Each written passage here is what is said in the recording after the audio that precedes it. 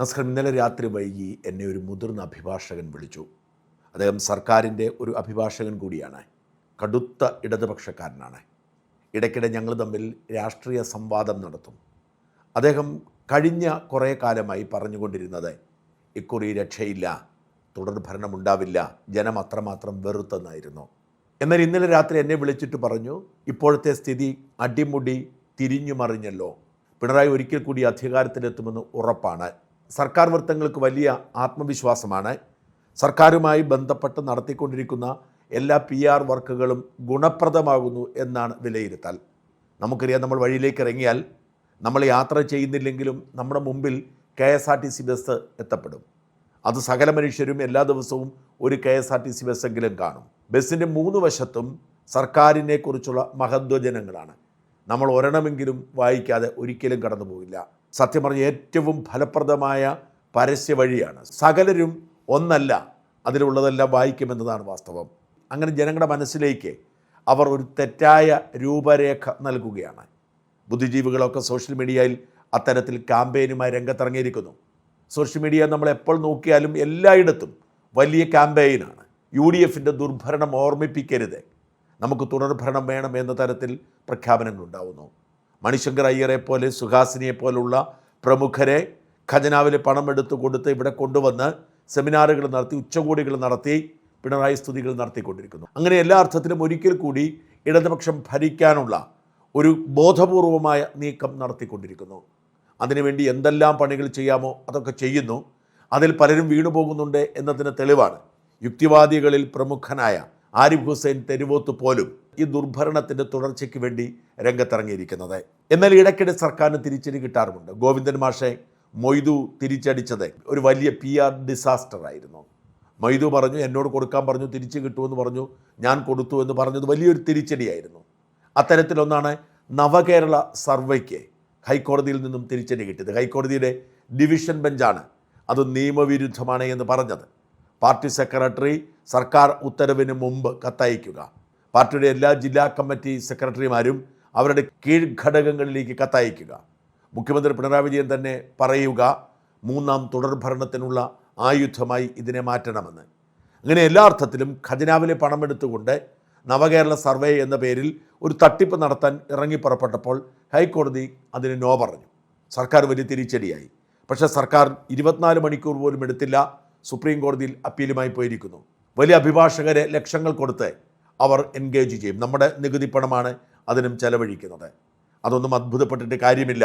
പെരിയയിലെ 2 കുരുന്നുകുട്ടികളെ കൊന്നു തള്ളിയ ഭീകരന്മാരെ രക്ഷിക്കാൻ വേണ്ടി നമ്മുടെ ഖജനാവിലെ പണമെടുത്തുകൊണ്ട് സുപ്രീം കോടതി വരെ പോയി പോരാട്ടം നടത്തിയ സർക്കാരാണ്. അതുകൊണ്ട് അവർ ആ അർത്ഥത്തിൽ ഇതിനെ നേരിടാനുള്ള അപ്പോൾ തന്നെയുള്ള നീക്കം, അത് ഒരു തവണ പോലും ആലോചിച്ചില്ല, ഇൻസ്റ്റൻ്റ് ആയിട്ടുള്ള നീക്കമായിരുന്നു. ഇതേസമയം മറുഭാഗത്ത് അവർ മറ്റു പല തട്ടിപ്പുകളും നടത്തുന്നുണ്ട്. അതിലൊന്ന് മദ്യനയത്തിൽ പെട്ടെന്ന് വരുത്തിയ മാറ്റമാണ്. നോക്കുക, നമ്മുടെ സാധാരണ സ്ത്രീകൾക്ക് ഏറ്റവും ബുദ്ധിമുട്ടുണ്ടാക്കുന്ന കാര്യമാണ് മദ്യം ഒഴുകുന്നത്. മദ്യം നിരോധിക്കേണ്ട കാര്യമില്ല, മദ്യം വേണം, മദ്യം കഴിക്കാൻ താല്പര്യമുള്ളവർ കഴിക്കട്ടെ. പക്ഷേ മദ്യത്തിന് അടിമപ്പെട്ട് സ്ത്രീകളുടെ ജീവിതം നരകതുല്യമാക്കുന്ന സാധാരണ മനുഷ്യർ, മദ്യത്തിന് അടിമപ്പെട്ട് ജീവിതം തന്നെ ഇല്ലാതാക്കുന്ന മനുഷ്യർ, അവരെ നിയന്ത്രിക്കാൻ വേണ്ടി മദ്യത്തിനൊരു നിലവാരമുണ്ടാവണം, ഒരു സ്റ്റാൻഡേർഡ് ഉണ്ടാവണം. ഉമ്മൻചാണ്ടി സർക്കാർ അതിലൊരു ശ്രമം നടത്തി. എന്നാൽ അതിൽ ഭയന്നുപോയ പിണറായി വിജയൻ 2016 പറഞ്ഞ് ഞങ്ങൾ അധികാരത്തിലെത്തിയാൽ പടിപടിയായി മദ്യവർജനം നടത്തുമെന്നാണ്. ഈ നുണ പറയാൻ വേണ്ടി യശശരീരരായ ഇന്നസെൻറ്റിനെയും KPS ലളിതയും സർക്കാർ രംഗത്തിറക്കി. എന്നിട്ട് എന്ത് സംഭവിച്ചു? ഉമ്മൻചാണ്ടി സർക്കാർ അധികാരമൊഴിയുമ്പോൾ കേരളത്തിൽ ആകെ ഉണ്ടായിരുന്നത് 29 ബാറുകളായിരുന്നെങ്കിൽ ഇന്നിപ്പോൾ 884 ബാറുകളുണ്ട്. ഇതാണ് പടിപടിയായുള്ള പിണറായിയുടെ മദ്യവർജനം. കഴിഞ്ഞ 10 വർഷം കൊണ്ടാണ് 29 നിന്നും 884 ഉയർത്തിയത്. അതേസമയം സാധാരണക്കാർ മദ്യത്തെ ആശ്രയിക്കുന്ന ബിവറേജസ് ഔട്ട്ലെറ്റുകളുടെ കാര്യത്തിൽ അത്തരത്തിലൊരു വർധനമുണ്ടായിട്ടില്ല.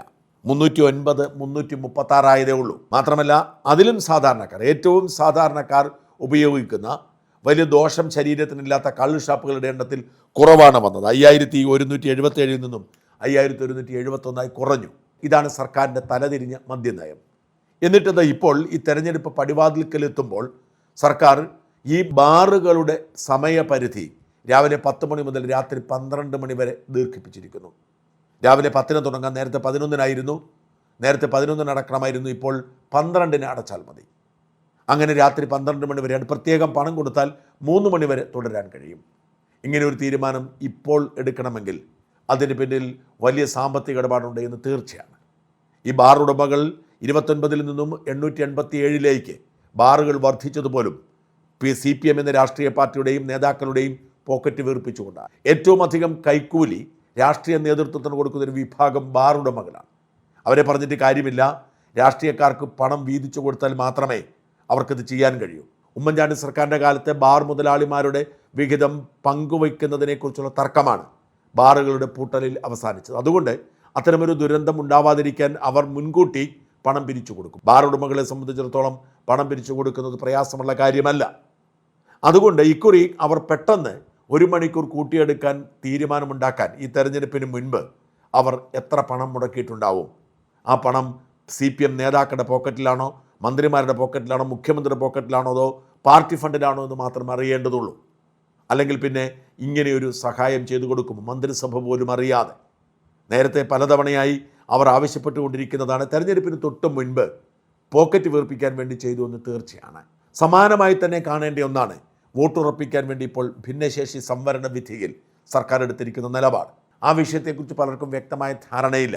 1996 മുതൽ എയ്ഡഡ് വിദ്യാഭ്യാസ സ്ഥാപനങ്ങളിൽ ഭിന്നശേഷി നിയമനം നടക്കുന്നില്ല. അത് എയ്ഡഡ് മാനേജ്മെൻറ്റുകളുടെ പ്രശ്നമാണ്. അവരെ സംബന്ധിച്ചിടത്തോളം അവർ പണം വാങ്ങിയാണ് അവർ ഈ നിയമനങ്ങൾ നടത്തിക്കൊണ്ടിരിക്കുന്നത്. ഒരുമാതിരിപ്പെട്ട എല്ലാവരും അത് SNDPയുടെയും SN ട്രസ്റ്റിൻ്റെയും ഒക്കെ സ്ഥാപനത്തിലെ എല്ലാ നിയമനവും പണ്ട് SNDPക്കും SN ട്രസ്റ്റിനുമായിരുന്നു പണം കിട്ടിയതെങ്കിൽ ഇപ്പോൾ വെള്ളാപ്പള്ളി നടേശൻ കൊണ്ടുപോവുകയാണ്. അങ്ങനെ കോർപ്പറേറ്റ് മാനേജ്മെൻറ്റുകളും സിംഗിൾ മാനേജ്മെൻറ്റുകളും നിയമനത്തിന് 25, 30, 50 ലക്ഷമൊക്കെ വാങ്ങി നടത്തിക്കൊണ്ടിരിക്കുമ്പോൾ അവർക്ക് ഭിന്നശേഷി സംവരണം നടപ്പിലാക്കാൻ കഴിയില്ല. കാരണം ഭിന്നശേഷിക്കാർക്ക് കയ്യിൽ കാശുള്ളവരാവണമെന്ന് നിർബന്ധമില്ല, അവരുടെ മുമ്പിൽ ഓപ്ഷനില്ല. അതുകൊണ്ട് ഭിന്നശേഷി സംവരണം 96 മുതൽ ഇവർ നടത്തിയില്ല. 2018 കേരള ഹൈക്കോടതി ഞെട്ടലോടുകൂടി പറഞ്ഞു, ഭിന്നശേഷിക്കാരുടെ സീറ്റ് ഫില്ല് ചെയ്തതിന് ശേഷം മതി ഇനി മറ്റു നിയമനത്തിന് അംഗീകാരമെന്ന്. എയ്ഡഡ് സ്കൂളുകൾക്ക് നിയമനം നടത്താം. നിയമനം നടത്തുന്നത് മാനേജ്മെൻറ്റാണ്. ഈ നിയമനം സർക്കാർ അംഗീകരിക്കാൻ വേണ്ടി കൊടുക്കണം. സർക്കാർ അംഗീകരിച്ചാൽ മാത്രമേ ശമ്പളം കൊടുക്കൂ. ലക്ഷങ്ങൾ കൈക്കൂലി വാങ്ങിക്കൊണ്ട് എയ്ഡഡ് സ്കൂൾ മാനേജ്മെൻറ്റുകൾ അനേകം അധ്യാപകരെ നിയോഗിച്ചു. ഏതാണ്ട് 20,000 അധ്യാപകരെ ഈ കഴിഞ്ഞ 8 വർഷത്തിനിടയിൽ നിയമിച്ചു. ഈ 2018 ശേഷം ഇവർക്കാർക്കും സർക്കാരിൻ്റെ സ്ഥിരീകരണം ലഭിച്ചില്ല. എന്ന് വെച്ചാൽ 20,000 അധ്യാപകർ അവർ അവരുടെ കയ്യിലിരിക്കുന്ന പണം കെട്ടുതാലി വെച്ചും ലോൺ എടുത്തും മാനേജ്മെൻറ്റുകൾക്ക് കൊടുത്തെങ്കിലും അവർക്ക് ശമ്പളം കിട്ടിയില്ല. പല അധ്യാപകരും വലിയ പ്രതിസന്ധിയിലായിരുന്നു. അപ്പോൾ അവരുടെ പ്രശ്നം പരിഹരിക്കണം. ആ പ്രശ്നം പരിഹരിക്കണമെങ്കിൽ ആദ്യം ഭിന്നശേഷിക്കാരുടെ നിയമനം ഫില്ല് ചെയ്യണം. പക്ഷേ അതിന് മാനേജ്മെൻറ്റുകൾ തയ്യാറല്ല. ഒടുവിൽ സുകുമാരൻ നായരും NSSഉം സുപ്രീം കോടതിയിൽ അപ്പീലുമായി പോന്നു. സുപ്രീം കോടതി പറഞ്ഞത് ശരിയല്ല. അപ്പോൾ സുപ്രീം കോടതി പറഞ്ഞു, ഭിന്നശേഷി നിയമനത്തിനുള്ള ഒഴിവുകൾ നീക്കിവെച്ചിട്ട് ബാക്കി സീറ്റുകളിൽ നിയമിച്ചോളൂ എന്ന് സുപ്രീം കോടതി അനുമതി കൊടുത്തു. സുപ്രീം കോടതി വിധി അംഗീകരിക്കാതിരിക്കാൻ കഴിയില്ല. സർക്കാർ NSSനെ അനുവദിച്ചു. 1 വർഷത്തിലധികമായി NSSൻ്റെ മാത്രം പ്രശ്നം പരിഹരിക്കപ്പെട്ടു. NSS സ്ഥാപനങ്ങളിലെ നിയമനങ്ങളെല്ലാം സർക്കാർ സ്ഥിരീകരിച്ചു. അവർക്ക് കുടിശ്ശിക അടക്കം കൊടുത്തു. സുഖമായി പോകുന്നു. അതിൻ്റെ പ്രതിഫലമായാണ് ഈ അയ്യപ്പ ആഗോള സംഗമം എന്ന ഉഡായിപ്പ് പരിപാടിക്ക് സുകുമാരൻ നായർ ഒപ്പം നിന്നതും ഇപ്പോൾ അതിൻ്റെ ദുരിതം അനുഭവിക്കുന്നതും. ഈ വിധി സുപ്രീം കോടതി NSSനോട് പറഞ്ഞത് ബാക്കി എല്ലാ എയ്ഡഡ് സ്ഥാപനങ്ങൾക്കും ബാധകമാക്കണം എന്ന ആവശ്യം മറ്റ് മാനേജ്മെൻറ്റുകൾ ഉയർത്തുന്നു. ന്യായമായ ആവശ്യമാണ്. സുപ്രീം കോടതി ഒരു കാര്യം പറഞ്ഞാൽ മറ്റുള്ളവർക്കും അത് ബാധകമാവേണ്ടതാണ്. എന്നാൽ സർക്കാർ വിസമ്മതിക്കുന്നു. 1 വർഷമായി സർക്കാർ പറഞ്ഞു പറ്റില്ല, ഞങ്ങൾക്കത് സാധ്യമല്ല, അത് സുപ്രീം കോടതി NSSന് മാത്രമാണ് അനുവദിച്ചത്, അവർക്ക് കൊടുക്കുമെന്ന്. 442 അധ്യാപകർ മറ്റ് മാനേജ്മെൻറ്റുകളെ പ്രതിനിധീകരിച്ചുകൊണ്ട് അവരുടേതായ രീതിയിൽ സുപ്രീം കോടതിയിൽ ഒരു ഹർജി ഫയൽ ചെയ്യുന്നു. അതിപ്പോഴും പരിഗണനയിലാണ്. അടുത്ത മാസം 14-നായിരിക്കും അത് പരിഗണിക്കുന്നത്. ഇതിനിടയിലാണ് തെരഞ്ഞെടുപ്പ് വരുന്നതും ക്രിസ്ത്യൻ മാനേജ്മെൻറ്റുകളെയും മറ്റ് സ്വകാര്യ മാനേജ്മെൻറ്റുകളെയും കൂടെ നിർത്താൻ സർക്കാർ നയം മാറ്റാൻ തീരുമാനിക്കുന്നതും. അങ്ങനെ ഇന്നലെ മന്ത്രിസഭാ യോഗം ചേർന്നിട്ട് പറഞ്ഞു, ശരി, സുപ്രീം കോടതി വിധി നിങ്ങൾക്കും ബാധകമാണ്. വാസ്തവത്തിൽ വോട്ട് തട്ടാൻ വേണ്ടിയുള്ള ഒരു ഉഡായിപ്പാണ്. അതായത് ഈ മാനേജ്മെൻറ്റുകൾക്ക് സർക്കാരിനെ അംഗീകരിക്കേണ്ടി വരും. പ്രത്യേകിച്ച് ക്രൈസ്തവ മാനേജ്മെൻറ്റുകൾ 27 കോർപ്പറേറ്റ് മാനേജ്മെൻറ്റുകളുണ്ട്. അവരാണ് ഏറ്റവും കൂടുതൽ നിയമനം നടത്തുന്നത്. അപ്പോൾ ഇവർക്ക് സപ്പോർട്ട് ചെയ്യേണ്ടി വരും. ഞാൻ നിയമനങ്ങൾക്കെതിരല്ല. ഒരു എയ്ഡഡ് സ്ഥാപനത്തിൽ കൃത്യമായി ഒരു അധ്യാപകനെ നിയമിക്കേണ്ടതുണ്ടെങ്കിൽ, അതിനുള്ള കുട്ടികളുണ്ടെങ്കിൽ അവരെ നിയമിക്കുക തന്നെ ചെയ്യണം. അതിന് മാറ്റിവെക്കേണ്ട കാര്യമില്ല. പക്ഷേ എനിക്കിപ്പോഴും പിടികിട്ടുന്നില്ല 20,000-ഓളം ഒഴിവുകൾ നികത്താൻ മാത്രമുള്ള വിദ്യാർത്ഥികൾ നമ്മുടെ എയ്ഡഡ് സ്ഥാപനങ്ങളിൽ ഉണ്ടോ എന്ന് ഞാൻ മനസ്സിലാക്കുന്നതനുസരിച്ച് കുട്ടികളെല്ലാം എയ്ഡഡ് സർക്കാർ സ്ഥാപനങ്ങളിൽ നിന്നും വിട്ടുപോയിക്കൊണ്ടിരിക്കുകയാണ്. അവരൊക്കെ ഇംഗ്ലീഷ് മീഡിയം സ്കൂളുകളിലാണ് പഠിക്കുന്നത്. നേതാക്കളുടെ മാത്രം മക്കളല്ല, എയ്ഡഡ് സ്കൂളിലെ അധ്യാപകരുടെ മക്കൾ പോലും പഠിക്കുന്നത് അടുത്തുള്ള സ്വകാര്യ ഇംഗ്ലീഷ് മീഡിയം സ്കൂളുകളിലാണ്, ICSEയിലും CBSEയിലും ഒക്കെയാണ്. അപ്പോൾ ഇത്രയും ഒഴിവുണ്ടോ എന്ന് എനിക്കറിയില്ല. ഒഴിവുണ്ടെങ്കിൽ അവരെ നിയമിക്കേണ്ടതുമുണ്ട്. പക്ഷേ സർക്കാരിന് വരുന്ന ബാധ്യത 20,000 അധ്യാപകരുടെ ശമ്പളം മാത്രമല്ല, ശമ്പള കുടിശ്ശികയാണ്. 2018 ഹൈക്കോടതി വിധി വരുന്നത്. അന്നു മുതൽ അനേകം പേരെ നിയോഗിച്ചിരുന്നു. അവർക്ക് അന്നു മുതലുള്ള 8 വർഷത്തെ ശമ്പള കുടിശ്ശിക സർക്കാർ കൊടുക്കേണ്ടി വരും. 20,000 പേരുടെ ശമ്പള കുടിശ്ശിക കോടികളായിരിക്കും. ഇതിനുള്ള വരുമാനം സർക്കാരിൻ്റെ കയ്യിലുണ്ടോ? സ്വാഭാവികമായും അടുത്ത സർക്കാരിൻ്റെ ബാധ്യതയായി അത് മാറും. ഇത്തരം ഒരുപാട് ബാധ്യതകൾ അവർ വരുത്തുന്നുണ്ട്. ഇപ്പോൾ ഈ അടുത്ത കാലത്ത് കിഫ്ബിയിൽ നിന്നും 1 ലക്ഷം കോടി രൂപയുടെ തുക എന്ന് പറഞ്ഞ് ഒരുപാട് വികസന പദ്ധതികൾ പ്രഖ്യാപിച്ചു. ഇതൊക്കെ പ്രഖ്യാപിക്കാൻ കാരണം ഈ ബാധ്യതയൊക്കെ അടുത്ത സർക്കാരിന് വരും, എന്നാൽ മൈലേജ് തങ്ങൾക്ക് കിട്ടും.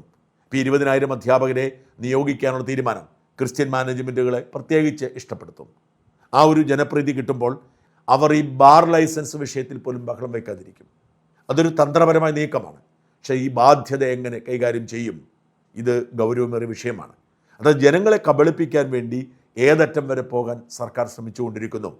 പിണറായിയുടെ ഈ സോഷ്യൽ എഞ്ചിനീയറിങ്ങിനെയാണ് മഹത്തെന്ന് പറഞ്ഞ് തുടർഭരണം വേണമെന്ന് നമ്മളിൽ പലരും ആവശ്യപ്പെട്ടുകൊണ്ടിരിക്കുന്നത്.